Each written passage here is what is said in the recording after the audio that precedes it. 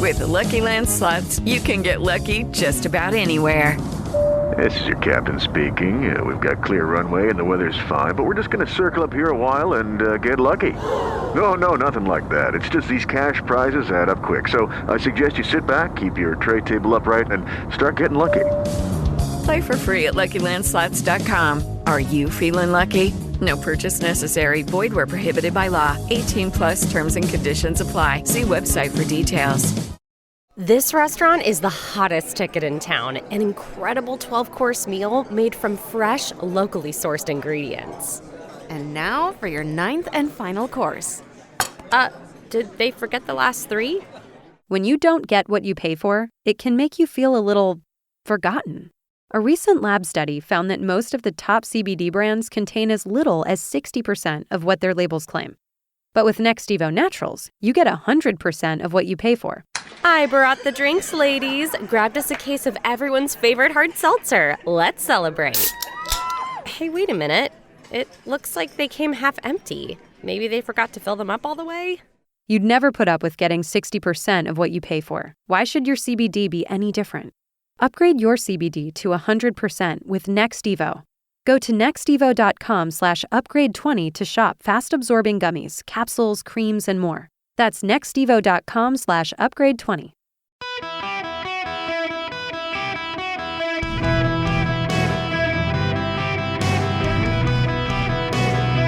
Welcome to the Eric Erickson Show podcast, Hour 2. Hello, America. Welcome. It is Eric Erickson here. The phone number is 877-973-7425. If you want to be on the program, my apologies to those of you I have left on hold for so long. I got a lot to say today. Just be patient. I will get to you. Right now, what I really, truly, genuinely want to do is talk about the early voting numbers. I want you to know that for subscribers of my daily email, I have done a pretty good deep dive today in the trends through the weekend. And if you want to read about it, you can text the word data to 33777 to get access. You got to be a paid subscriber for this one because it was a lot of work. I got it done, but I got to reward those of you who have become longtime subscribers of the email and give you something no one else gets. So text data to 33777. I will give the general overview here. I don't have time for the deep dive. And I do want to take your phone calls. I really will. And I'll start this segment, 877-973-7425. But let me give you the general overview. It's bad for Democrats. In Georgia, typically for Democrats to be doing well, they need to build up a margin before today. And the reason they've got to build up a big margin is because the last week of early voting in Georgia has been going on for 3 weeks now. And the last Monday for early voting begins a Republican surge. If the Democrats have built up their margins significantly headed into Election Day, they've got some cushioning for the Republican wave that comes on Election Day, where Republicans tend to vote bigger. The problem in Georgia is that not only have they not, but even though black voting has increased, the number of white voters showing up to vote is so significant that the black vote is below 30%. In fact, it started out at about 38%, and by the end of the first week was down to 26%. It stayed at 26%. Given souls to the polls on the weekend, where black churches tend to motivate black voters to go vote, it increased up to about 29%. That's not good for black voting. Additionally, Dougherty County in South Georgia, that's Albany, Georgia, it is down. There's no big Democratic surge there. That's an area Stacey Abrams and Raphael Warnock have put a lot of effort into turning out. It's not there. In Bibb County, Macon, Georgia, Raphael Warnock is running advertisements of him in Macon, Georgia, with voters from Middle Georgia, and their turnout is down. Richmond County, Georgia, that's Augusta, Georgia. Abrams and Warnock have put a lot of effort into turning out voters there, and they're not turning out. Clark County, Georgia, is the University of Georgia, home to all the liberal academics in Georgia. They're not turning out at significant rates, black or white. But Oconee, Georgia, which is next door to Clark County, big turnout. Greene County, Georgia, which is a very wealthy Republican enclave, big turnout. Columbia County, outside of Richmond County, near Augusta, big Republican area, big turnout. Houston County, the heart of the GOP in middle Georgia, big turnout. Lee County, where the white suburban voters live, outside Dougherty County, down in Albany, big turnout. You're seeing Republican areas turn out. Parts of North Georgia that did not turn out in the 2021 runoff are seeing early voting exceeding 100% of 2020 and 2021, which means that the voters who did not turn out in the 2021 runoff, 427,205 of them, they're turning out. And that's just Georgia. And that's bad news for Warnock in a very close race. It's bad news for Abrams. The Democratic machine is broken down. But let's pivot from Georgia. In Florida, Republicans are setting turnout records, early voting turnout records in Georgia, or in Florida. The early vote in Florida is just off the charts for the GOP. In Florida, Republicans, remember, the way Florida works is bigger states turn out earlier, bigger counties. Smaller rural counties have reduced early voting. There aren't a lot of people. They spread it out. So last week there were 14 counties that were starting to come online. They came online by the weekend. Before those 14 counties, all of which were Republican, even started voting, Republicans were ahead of Democrats in Florida by a significant margin. They ended the first week down by 2,000 votes in Miami-Dade County. They're now ahead of Democrats in Miami-Dade County. In the state of Oregon, a state where the Democrats are worried they could lose the governor's mansions, they have vote by mail. Republicans are at 19.2% of return ballots. Democrats are only 16.9%. Unaffiliated 7%. That's of the total possibility of voters. Republicans are leading in Oregon right now.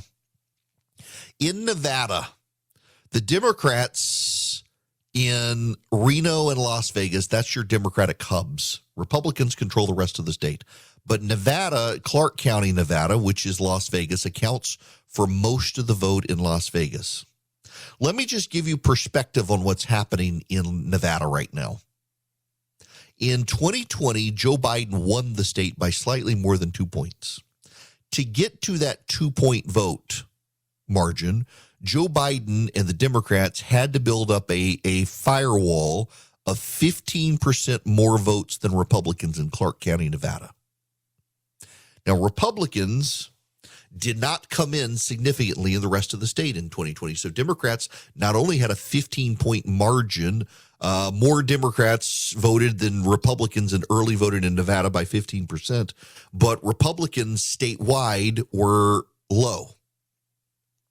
This is one reason so many people know that Nevada was not actually stolen, contrary to the claims of some, because you could actually see who got ballots and who returned ballots. Now, you can quibble with, and it's true, Democrats took advantage of COVID and made it mail-in for everybody, which was wrong. They shouldn't have done it. But the Democrats returned more ballots than Republicans. And Nevada, Clark County had a 15 percentage point lead in early voting. Republicans around the state of Nevada this time are exceeding their 2020 turnout. Republicans around the state of Nevada are exceeding their 2020 turnout. And in Clark County, Nevada, the Democrats only have a 9 percentage point advantage over the GOP. It looked really good the first week of early voting in Clark County. Democrats were a little bit ecstatic they had turned out so many people. But then the Republican vote started coming in, and the Democrats need at least 15 percentage points in Clark County to ensure they've won, particularly when other parts of the state are so heavily Republican now. And they're only getting to 9%. That is very bad for the Democrats in Nevada. In Pennsylvania, there's been a good turnout. The problem is, percentage-wise, it's not impressive. I mean, it looks like it's an impressive number, but the early voting in Nevada or in Pennsylvania looks like they held until after the debate. That's bad for the Democrats because of what happened to John Fetterman in the debate. John Fetterman in the debate did not look like he was good or competent or able to speak or process language. He looked like the media had been covering for him. All of the polling after that debate has turned decisively towards Dr. Oz. And many of the people who vote in Pennsylvania waited until that debate. Early voting for Pennsylvania Democrats is down. That's not good for Democrats, which means most of those people who vote early waited for that debate to happen. In Texas, the Democrat vote is down. The vote overall is down. Only 5% of early voters are young voters. That's terrible news for Beto O'Rourke. That's the constituency with which he does best. No one expects him to win at this point, but that he's only 5% of young voters under 30 have shown up is really bad for him. That's bad for Democrats everywhere in Texas. In Louisiana, historically, the Republicans in every election since early voting became a thing have never, ever in the history of the state of Louisiana exceeded the Democrat early voting turnout. This year, they are. That's another headwind marker. Now, no one doubts the GOP is going to win anyway, but the Democrats typically win early voting. That they're not this time for the first time in history is bad. In Arizona, Democratic early voting is trending down, which is not good for Mark Kelly. It's still good. It's given Democrats some hope that Blake Masters can't win, but Republicans are encouraged as well that Kerry Lake definitely looks like it, and it's so close, Blake Masters might be able to pull it off. Around the country, we're seeing the same thing. Democratic early voting is not nearly as strong as it has been historically. Black voting is not nearly as strong as it has been in the last couple of years, 2018 and 2020, percentage-wise. And Republican voting is stronger than it was in 2018 or 2020 across the nation. You can't really interpret a ton from early voting because patterns can change. But as I've said repeatedly, if you go to the grocery store and every time you need ketchup, you buy Heinz, and every time you need toilet paper, you buy Charmin, you're a creature of habit. And so early voters are the same way. If you vote early every election, you're going to vote early this election. Democrats tend to be the creatures of habit who vote early. Republicans tend to be the creatures of habit who vote on election day. The only thing Democrats have for themselves right now is to curl up in the fetal position and say, oh, we're going to show up. We're going to show up on election day. We're going to be there on election day. We promise. We're going to be there on election day. But as people are creatures of habit, the creatures of habit who vote early aren't voting early. And that is a problem for the Democratic Party. In Georgia in particular, it does make me feel more confident Herschel Walker can win this thing without a runoff. At this point, I don't see how Herschel Walker loses. He could get into a runoff, but I'm becoming increasingly convinced he could win, even with a vote for the Libertarian. Those of you who are thinking of voting for the Libertarian do need to understand all you're doing is extending the race in Georgia another month. So you'll be subjected to the political ad. So if you just want to protest vote, that's fine. Just understand you're going to prolong the election in Georgia by a month. Otherwise, vote for Walker and get it over with now. Now, that's my analysis of early voting. Not good for Democrats anywhere in the country. Let's go take a phone call as I promised. I want to go first to Tony. Welcome to the show, Tony. Hey, how you doing today? Good. How are you? Yeah, okay. I got a few things I want to say. When they mention, like 30% of black vote has already voted, and you have to also think that that 30% is not all voting for Democrats, so because, there's a lot of black people that's doing bad right now, worse than the norm. And so, they can't just, throw a bomb out there on the TV and, and when he's done, he gets on his private jet and go back to Martha Vineyards and leave us, everybody else, struggling for gas. But since he's on the stage and he's saying vote Democrat, I should forget my gas, my food prices, bills all high. They keep disrespecting the black vote, and it's just not going to work that way anymore. So that 30% is not all Democrat. That we're tired, man. Right. It's just not going to work like this anymore. I'm glad you said that, Tony. I'm glad you called in because about a third of black men are voting for Herschel Walker and Brian Kemp. And so a predominance of the 30% of the black vote in early voting, a larger percentage than normal is black men. 33% of them are voting for Kemp and Walker. That's really bad for the Democrats. Yeah. So, I'm just, we're not robots. I mean, you got to give us more than abortion. And, I mean, Obama has not gone through anything what we're going through right now. I Right. just, I'm spending $80, $100 to fill up my van. I mean, to go to work. I mean, I'm a plumber. I mean, materials through the roof.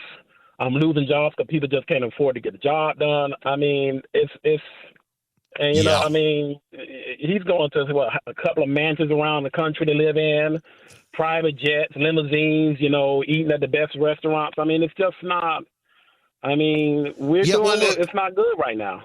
I thank you very much for calling. I got to let you go there because I got to go to commercial. But two, I'm glad you said that because it kind of reinforces something I've thought. Sending Barack Obama out on the campaign trail on a private jet from Martha Vineyard, taking his limousine everywhere to speak, probably was not the optics that Democrats needed to have, particularly when Joe Biden has been so unrelatable on the campaign trail. It's not a good way to close this race. I want to tell you guys a little about a group I've been working with, Americans for Prosperity. Maybe you've heard of them. They're the largest grassroots network in the country, fighting to expand freedom and opportunity so that we can unleash prosperity in America again. Here's what I like about Americans for Prosperity. They focus on building movements at the community level, not Washington, D.C. That's actually how I first came to know them, in Georgia, helping rise up the Tea Party movement in 2010. They understand we're not going to find solutions in Washington. We got to take power out of Washington. That's going to have to come from Americans like you outside the Beltway bubble. That's why I'm excited to partner with Americans for Prosperity to provide an effective platform where we can talk to our fellow Americans and advocate for solutions to the most critical challenges facing the country. I encourage you to learn more about Americans for Prosperity by going to americansforprosperity.org/Eric. Hello there, it is Eric Erickson here. The phone number is 877-973-7425. Let's go back to the phones. John, you're going to be up next. Welcome to the show, John. Hey, Eric, how's it going? Good. What's going on? Two questions. First one's hypothetical. We speak of this right away. Voting numbers are looking good in the red state's favor. Hypothetical, your reasoning, what if it doesn't happen? Because I've always been suspect of this. Hey, it's going to be a couple of days till we get all these votes counted up, but just give us a couple of days. I've always been suspect of that. Yeah. Okay. What's going on in those couple of days? Look, I understand that gives people questions, particularly as in Brazil, for example, they could count several million votes in 3 hours and tell you who it was. The difference between having a unified executive federal power of elections versus each individual state doing it. The question really becomes, where does it take delay? Florida, for example, will know very quickly. Georgia we will know overnight. Texas will know overnight. It's in deep blue states like California and New York where there will be problems because it's what they do. Pennsylvania is going to have some problems because they refuse to change their law to allow the counting of early votes before the polls close on Election Day. And so there will be people who will claim the shift. I think, though, what we're going to have to assess is where is the problem. If it's a national problem, then nationally we'll be able to say, look, everybody got this wrong, and turns out probably some of the liberal polls were right. If it's universal across the board, Republican states and Democrat states. If it is states where all the polling shows there's a wave and yet it doesn't happen, we need to assess the particular nature of those states before we decide it's hanky-panky. I do think you're going to see nefariousness. The question is it nefariousness enough to change the outcome of the election? What will the Clark County Democrats do, and how will the poll workers and operators operate? What about in Philadelphia, Pennsylvania? The GOP has an obligation as well to have poll watchers in those areas and have direct phone lines to federal judges who can intervene and issue injunctions. I do think that when Democrats have been saying democracy is under assault, you are going to find some Democrats who do nefarious things. The question, however, comes back to the same question of 2020. Is it enough to alter the outcome of the election? And there's never been any evidence in 2020 that there was enough. I'll be surprised to see if there's any in 2022. Bad things always happen in elections. I was an elections lawyer. They're just rarely ever enough to change the outcome of major elections. At the local level, yes, but not at the national level. Too much spotlight. Let's go back to the phones. Do I have time? No. Gary, I promise you when we come back from break, Gary, I will get to your phone call. You've been waiting patiently. I want to get to your call and others, but I only have about 15, 20 seconds here. So when we come back, I want to take your phone calls. There is other news we do have to talk about out there, though. There's just so much going on, including the Democrats suddenly realizing they finally, surprisingly, have a problem with, guess what? Working class voters. Yes, they're starting to freak out about it and Hispanic voters. The holidays are the most exciting time of year, and if you want to enjoy them to the fullest, you need to get the best night's sleep every single night, particularly before your kids wake you up early during the holidays. My goodness gracious. It's easier than it sounds, though. You need the softest, most luxurious organic cotton sheets from Boll & Branch. Their sheets are made from the finest 100% organic cotton threads on earth. They make a difference you can truly feel night after night. Forget the script that they gave me to read. Y'all, let me just tell you, Boll & Branch, I sleep on their sheets, and they get softer every single time I wash them. They are so soft at this point. Like, they start out and they're fine. They're good sheets. You can tell they've got a nice weight to them. They've got a good thread count. The quality of the fabric is very nice. But the more you wash them, the more you realize how good they are, because they get softer, but they don't fray. That makes a real difference. I can tell you, I sleep on Boll & Branch sheets. I bought them myself even. They didn't send them to me as an advertiser. I actually bought them. We've been buying them for a while. They're towels and other things as well. But their signature sheets, they come wrapped and ready in a beautiful holiday gift box for you. Your gifts are going to look great. You can give these sheets to people you love. Bring home a better night's sleep this holiday season with Boll & Branch bedding. For a limited time, 20% off your first set of sheets and free shipping when you use promo code ERIC, E-R-I-C-K, at bollandbranch.com. That's Boll & Branch, B-O-L-L-A-N-D branch.com. Promo code ERIC, bollandbranch.com.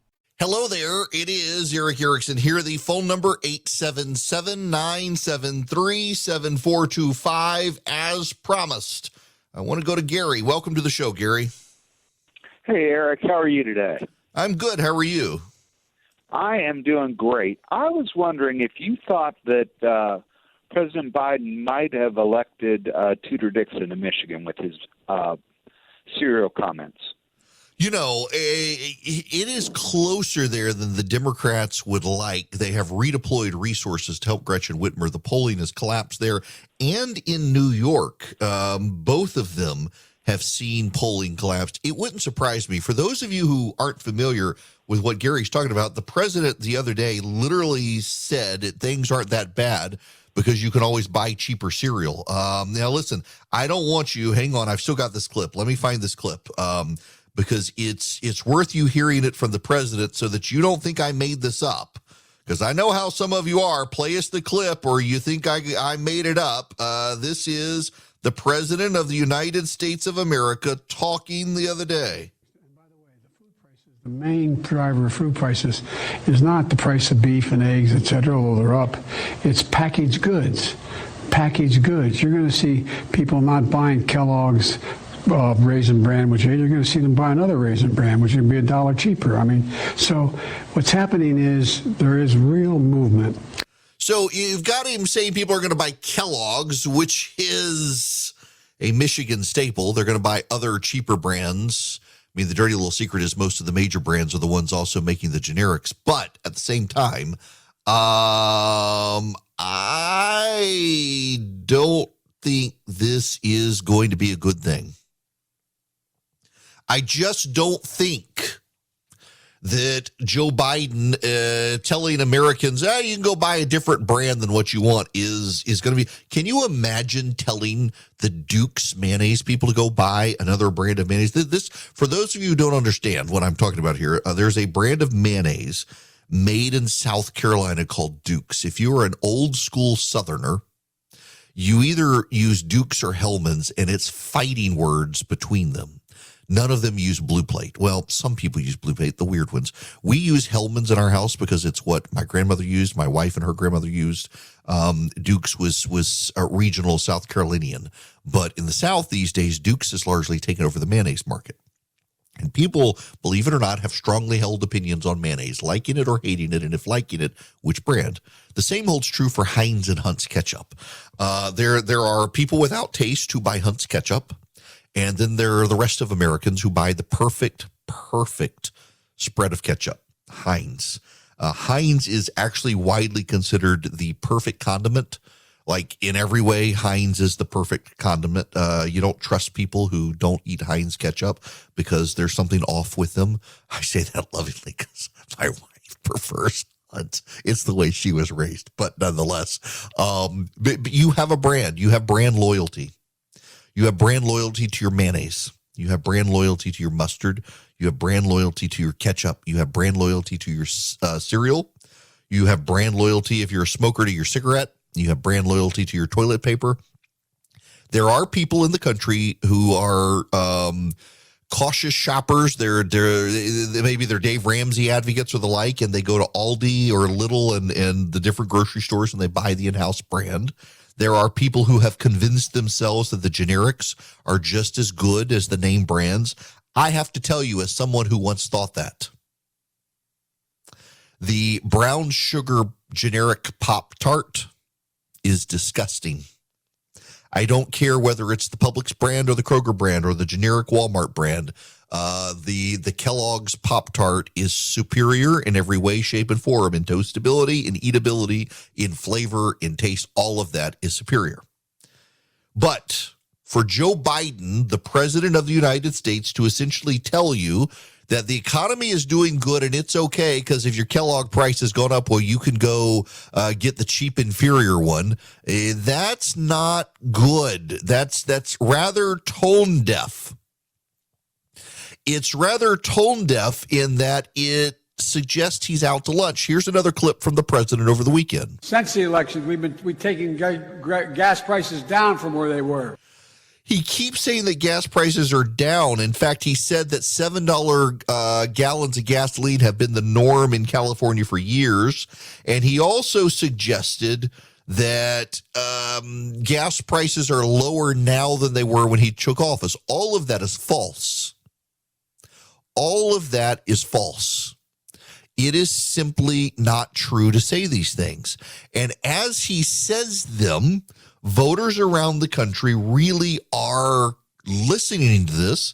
The undecideds, who are the undecideds? Undecideds tend to be white women in the suburbs. And they're shifting pretty rapidly to the GOP. The New York Times poll, even as it showed Democratic advantages in some parts of the country, the Atlanta Journal poll, the Rasmussen poll, the CBS Battleground poll, they all show independent voters breaking hard at the end to the GOP. Here's Ed O'Keefe on CBS Face the Nation. I watched Maloney this week actually make that exact argument to a bunch of seniors in an assisted living facility. He says, if you don't think they might come after your Social Security and Medicare, look what they just did to abortion rights after 50 years of threatening to do it. Mm-hmm. So that's kind of a way to make both arguments at the same time, but not make an explicit abortion argument. And that's the kind of pivoting that they've done here, now realizing that abortion isn't as urgent an issue. Part of the reason, one Republican I talked to this week said, look, you go look at mothers across the country who may be concerned about abortion rights, but they're not necessarily bumping up against the issue of abortion rights every day. They're bumping up against the fact that beef is costing 3 times as much as it did before. And those more urgent economic issues may be what's drawing people back over to the Republican side. You know, there's a real problem for Democrats here on the abortion issue. It doesn't impact you on a daily basis. How many of you went out yesterday and got an abortion? I mean, I don't actually mean that as a crass, flippant comment. How many of you went out yesterday and got an abortion? Now, how many of you went out and filled up your car with gas yesterday? How many of you went to the grocery store yesterday? See the point? More of you did the latter two than the former.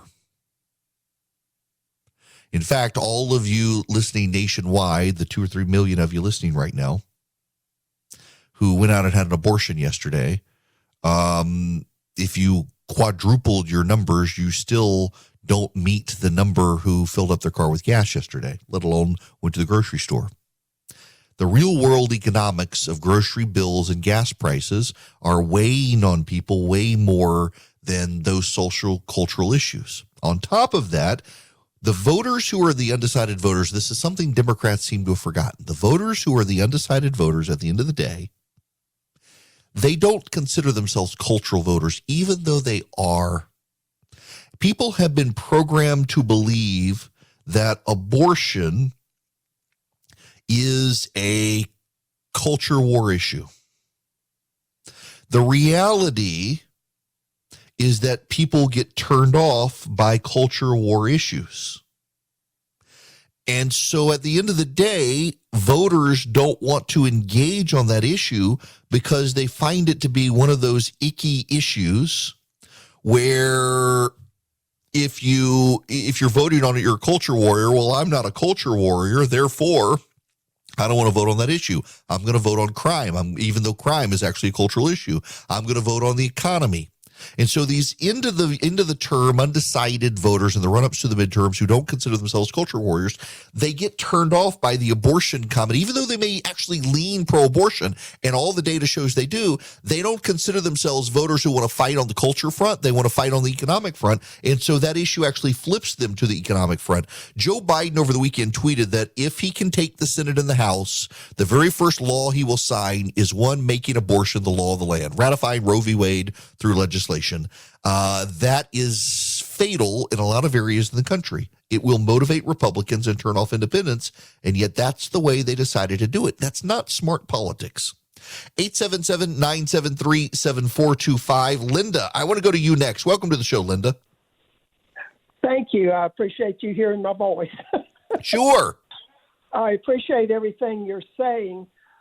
I want to know if we take the House and the Senate, which it's looking good, promising for the Republicans, can we do away with the Department of Education, PBS, and some of these that are sucking our economy for the Democrats?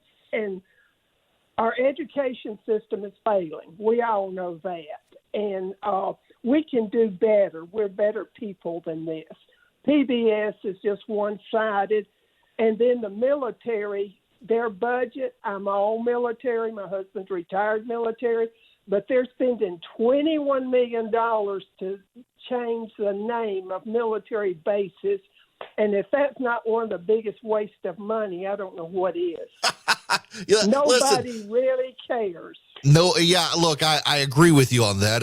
Nobody but the wokes really care on that. I think when Republicans come in, this is the problem. Linda, you raise a great question here. When Republicans take back control of Congress, there's a fiscal crisis waiting for them. Multiple members of Congress have been telling me, going back to when Paul Ryan was Speaker of the House of Representatives, the thing that kept him awake at night is when the Federal Reserve starts raising interest rates, because that increases the debt service payment on the national debt. And that eats into the amount of discretionary spending in the federal budget. And that reduces the amount of money that can go to anything else. And we can't raise taxes because that would kill the economy. We got to cut. Well, what do you cut? I think Congress is going to have to start cutting things like the woke spending at the DOD. They're going to have to cut departments out of the federal government. They're going to have to cut spending. They're going to have to make some serious cuts. Now, Republicans don't want to talk about cuts before they win because they don't want to spook voters. But the reality is there's a fiscal crisis waiting for them. When they get back, it's one they themselves helped cause. And now they're finally going to have to deal with it. By the way, I got a programming note here. Are you listening on WDBO? Are you listening down in Orlando, 107.3 or 580 AM? Are you listening to Orlando's News and Talk right now? I did an event in North Georgia because I got a lot of listeners on a lot of stations around Georgia. And I did an event at the Governor's Gun Club on Friday. Well, this coming Friday, I'm doing one at WDBO in Orlando, Florida. If you want to be part of the live studio audience, I'm even serving lunch at WDBO. You got to go enter to win because there's limited space. What you do is go to WDBO.com, WDBO.com. Look on the contest section. You'll see sections on the website. Click on the sections, go down to contests. Go down to more and then go down to contests. On the sections tab, you'll see more. Under more, you'll see contests. Under contests, you'll see Experience the Eric Erickson Show live in studio. Fill out the form. WDBO.com.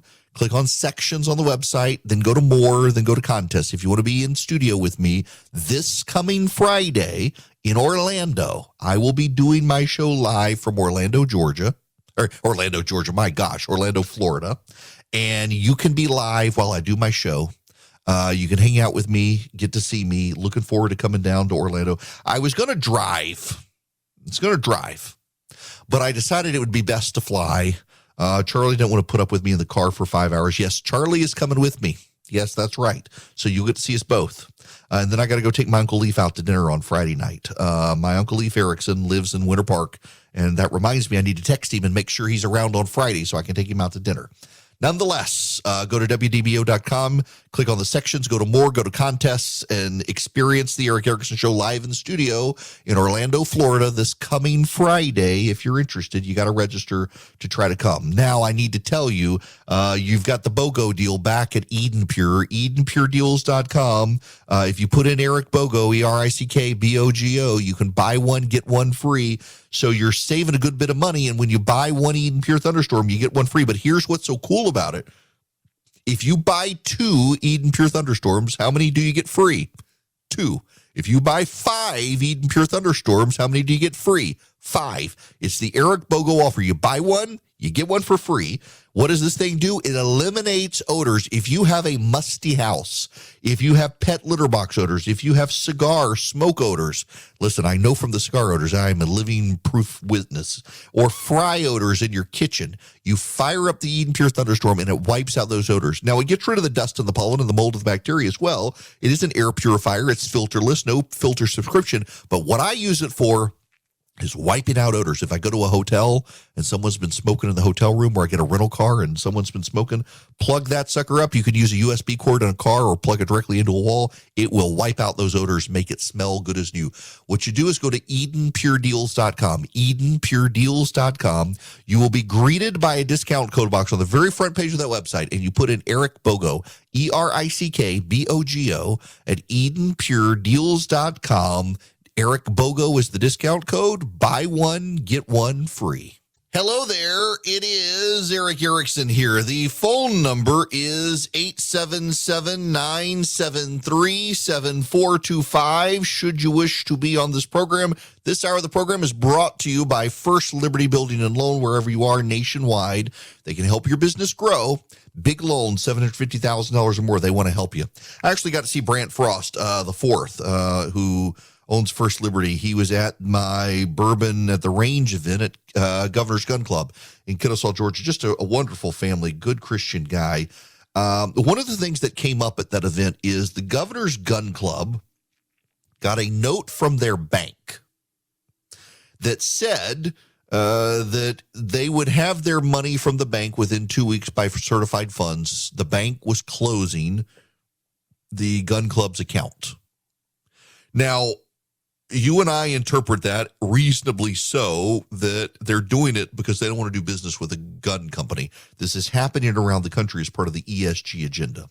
What the letter actually said was that they were closing the account for unspecified reasons not related to the finances, creditworthiness, lending decisions, or other fiscal issues of the institution. Governor's Gun Club. So the bank won't say in the letter specifically they're closing this gun club's account because it's a gun club.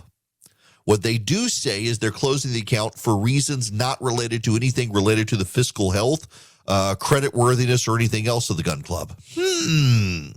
Now, this gun club has had problems in the past where some banks have been very explicit with them that it was because of guns, but this is a growing trend. Daniel Defense is down in Savannah, Georgia. They make my favorite rifle that I own is a Daniel Defense rifle, and they're running into the same problem. Banks are refusing to do business with gun companies. Insurance companies have for a while now been walking away from them, but banks are refusing to be lenders to or run the checking accounts of gun companies. With Governor's Gun Club, what made it so bad is that the company literally had payroll and bills that it had to pay, and the bank said, we're sending you a certified check. It'll be there within 2 weeks.